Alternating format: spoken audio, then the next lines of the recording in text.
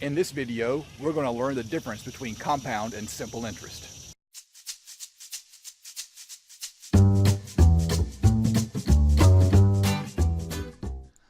So off camera, I went ahead and opened up Microsoft Excel and started entering in some text so that we can begin our analysis and begin to understand how compound and simple interest works. One thing that I've done is I've left everything unformatted so that you can see how formatting works in Microsoft Excel. So we're going to spend a few minutes looking at formatting, and the rest of the time we're going to be looking at how to actually calculate compound interest and simple interest. So to start off with, over here in cell A3, I've typed the word investment, which is the present value. That's the amount of money we have today that we're going to put into an investment. What you will notice is the word investment gets cut off and the words present value are cut off as well. They're not displaying simply because the string of text that I put into the cell is too long. It's an easy fix. I'm going to take my cursor and put it right between column A and column B, and I'll get this this cursor. I don't know, no idea what to call this cursor when it changes, but the cursor changes and it indicates that there's a divide somewhere on the screen, and we just double click and the cells will automatically snap to the width they need to contain any text in that column. We have the same thing here. I've typed a number in, 1,000 is what I've typed in. I've gone ahead and formatted that to dollars, and it's not displaying correctly, so we're just going to double click, and that will make the cell just a little bit larger, and then we can fit everything we need in. Now what I've done is I've created this table off to the side where I'm going to do my calculations, and I would like the word compound to be merged and centered, so I'm going to highlight the word compound and the cell next to it, cells F and G on row 2, and I'm going to just hit merge and center and then do the same thing for simple. I'm going to click on the word simple. That'll highlight that cell, drag over, let go of the mouse, and hit merge and center.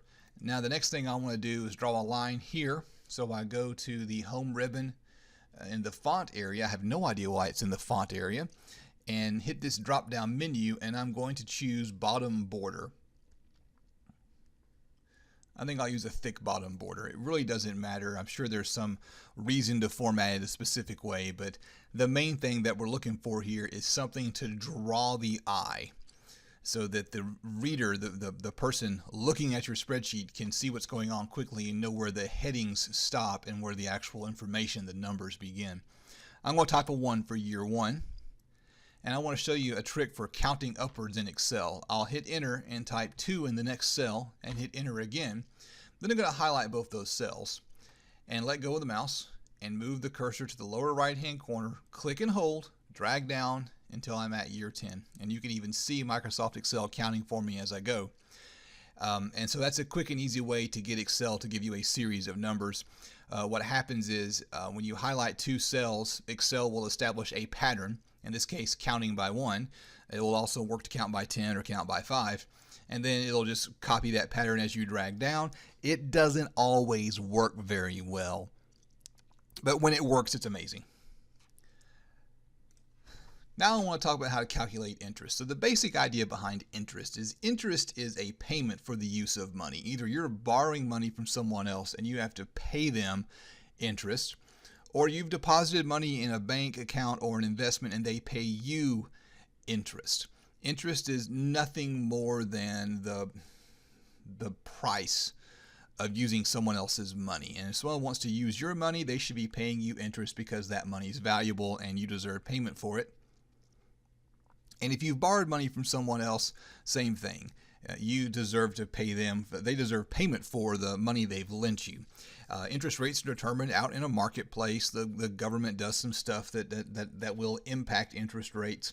And all that's not highly relevant for us. All we need to understand is that if we put $1,000 in the bank and the bank promises us 5% interest, well, a bank is not going to give that much interest at the point I'm recording this, but we put this in something like a mutual fund, and we are told that we will make 5% interest. We can use this to make a nice guesstimate of how much money we'll have. And to calculate, it's really simple. We're going to enter a formula in Excel, so we'll type an equal sign in cell F4 where I'm going to calculate the interest. And then I'm going to click on the $1,000, and then I'll type an asterisk to multiply.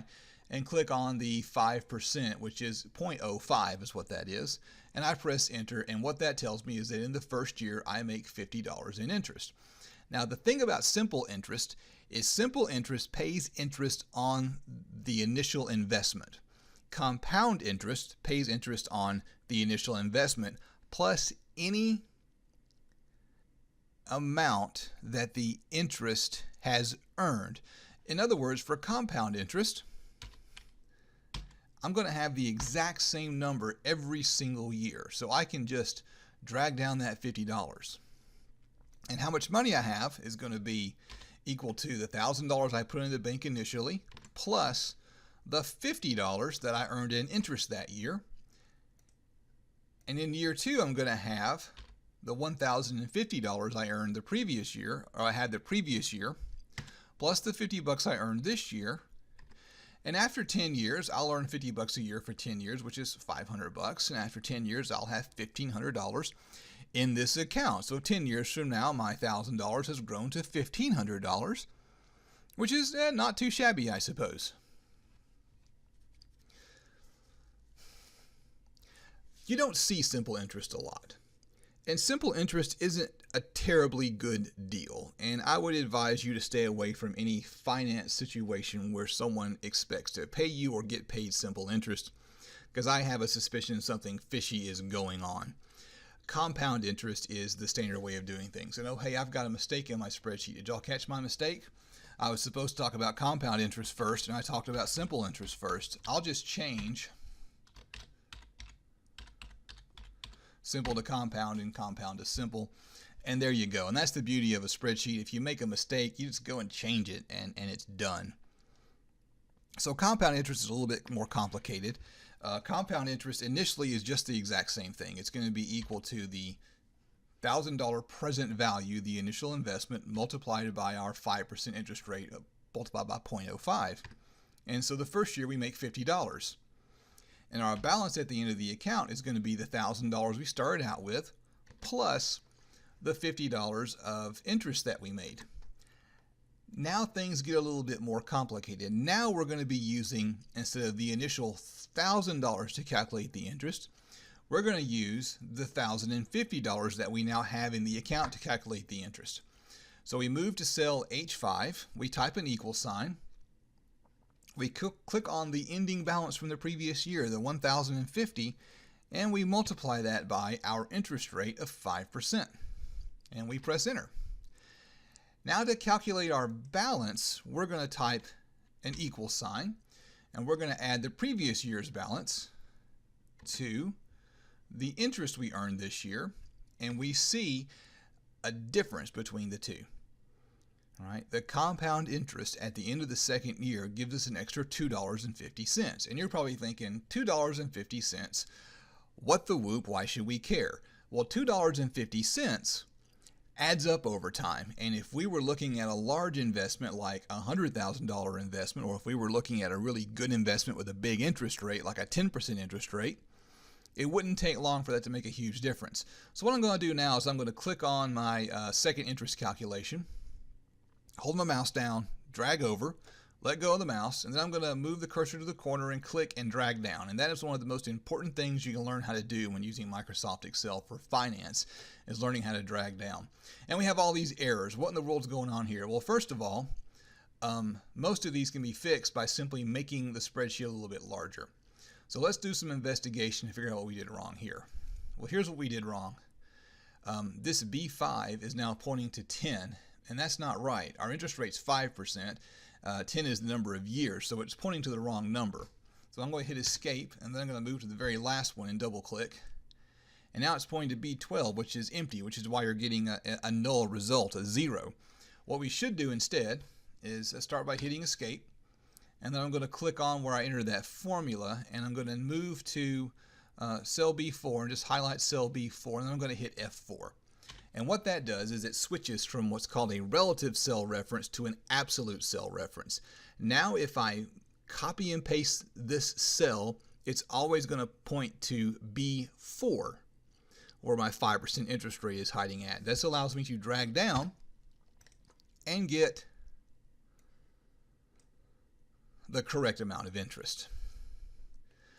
You see here these indicators. This is just simply telling me that the formula is different in every cell, and that's not really a big deal as long as the formulas are right. So there we go, and here's what we have. We have at the end of the day